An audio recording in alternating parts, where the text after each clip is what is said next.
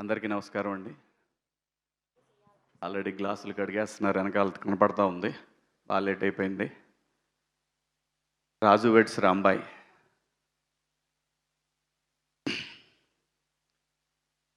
డెఫినెట్గా ఈ సినిమా ప్రతి ఒక్కళ్ళని ఆలోచింపజేస్తని బలంగా నమ్ముతున్నానండి. రియల్ కథలు రియలిస్టిక్గా తీసి డెఫినెట్గా ఒక ఛాలెంజింగ్ అండి. ఈటీవీ చేస్తున్నది ఒక ఛాలెంజింగ్ అయ్యి కదా. ఇవాళ జనరేషన్లో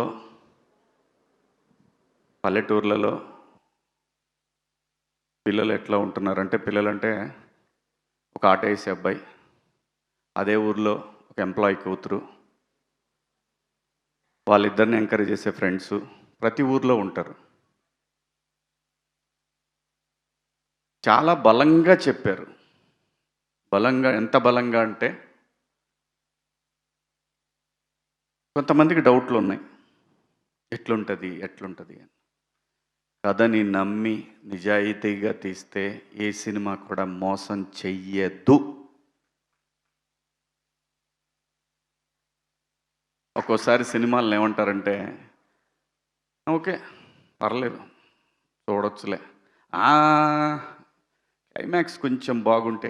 ఇవన్నీ సినిమాల గురించి మన ఎజంప్షన్స్ మాత్రమే. ఆడియన్స్కి తెలిసిన సినిమా వేరే ఉంటుంది, మనం చూసే సినిమా కాదు.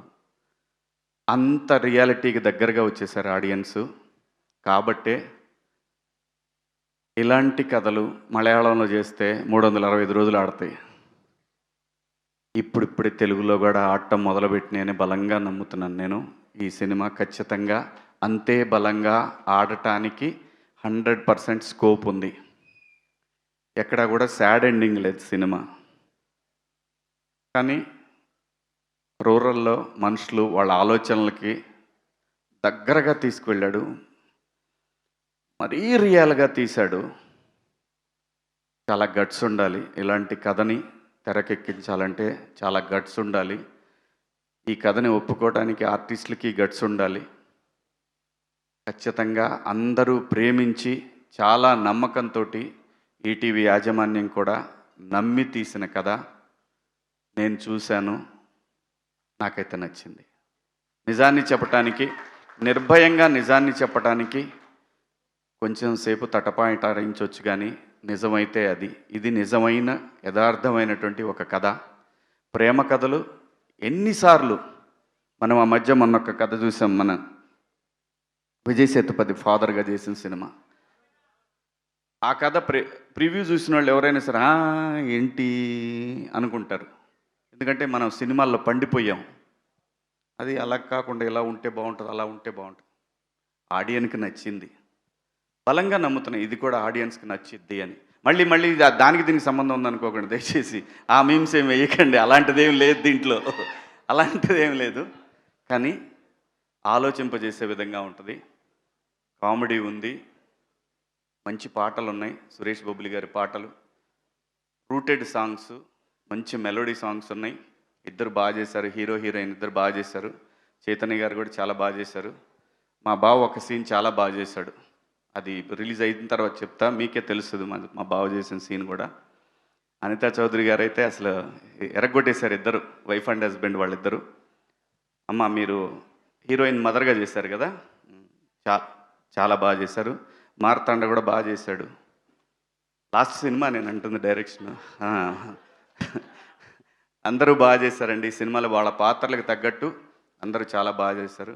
మిట్టపల్లి సురేందర్ గారు నా ఫేవరెట్ రైటర్.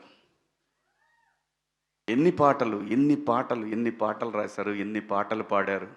అవి ఉద్యమ సాంగ్స్ కావచ్చు, గొప్ప గొప్ప డివైన్ సాంగ్స్ కావచ్చు, మంచి సాంగ్స్, ఎన్ని సాంగ్స్.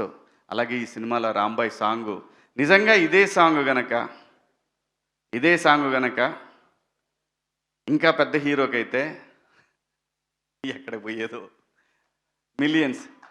ఇప్పుడు కూడా దానికేం తీసిపోయే విధంగా కాదు, ఈటీవీకి ఒక బ్రాండ్ ఉంది కాబట్టి ఆ బ్రాండ్కి తగ్గట్టు ఖచ్చితంగా ఈ సాంగ్ చాలా రీచ్ అయింది. మనం కోర్టులో సాంగ్ చూసాం కదా, దానిలాగానే ఈ సాంగ్ కూడా బాగా వెళ్తూ ఉంది. డెఫినెట్గా ఎల్లుండి ఖచ్చితంగా చాలా పెద్ద సినిమా అయిద్దని బలంగా నమ్ముతున్నాను. తప్పకుండా చూడండి. మంచి లవ్ స్టోరీ ఇది.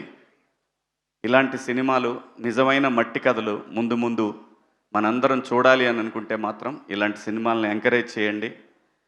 నిజమైన ప్రేమను బతికించండి.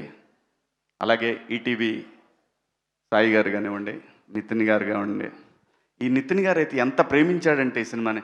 ఏమంటే అంటే నేను ఇంకో సినిమా చేస్తున్నాను, వీళ్ళ బ్యానరే, నా సొంత ప్రొడక్షన్లో వీళ్ళ కథే.